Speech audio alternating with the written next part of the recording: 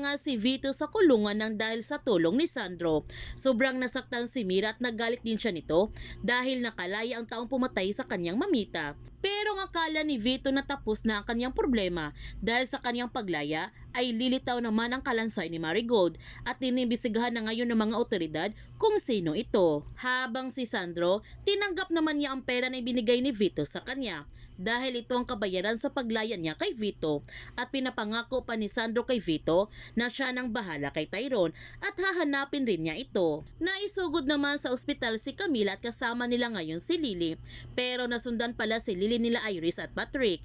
Buti na lamang nakita ito kaagad ni Jasmine at ipinalam niya ito kay Lily na nandito si Iris sa ospital kaya nagmamadali na silang umalis upang hindi sila maabutan ni Iris. Pero kinakailangan nilang maghiwalay para iligaw si Iris upang hindi nila makuha si Camila. Nagkita naman sina Iris at Lily sa ospital. Sinabihan ni Iris si Lily na hindi sa kanya si Camila, kaibigay na niya ang bata sa kanya. Ang galit na sabi ni Lily na lalong hindi sa kanya si Camila. At aalis na sana si Lily ngunit sinampal siya ng gusto ni Iris.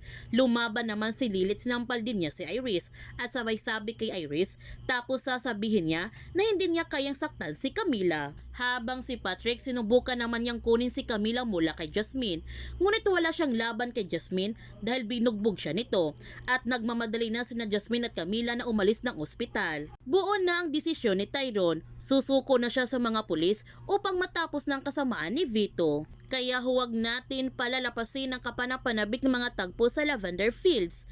Kung bago ka pa channel ko, don't forget to like, subscribe, and click notification bell para palagi kang updated sa mga videos in-upload ko. Thank you for watching and God bless to everyone.